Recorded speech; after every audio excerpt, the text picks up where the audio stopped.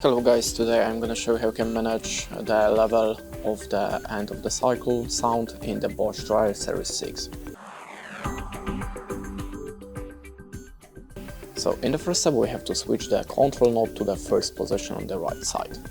Now hold the 2 ironing button and at the same time switch the control knob position to the cotton echo, the second position. As you can see, now we have the first value and this is the sound of the end of the cycle. Now you can manage the level of it or turn it off by the delayed hand button. Number 4 is the highest volume level, 0 is turned off, number 1 is the lowest level. So this is how you can do it. To save the settings, just turn off your appliance. Thanks for watching, leave us a like or a comment and goodbye.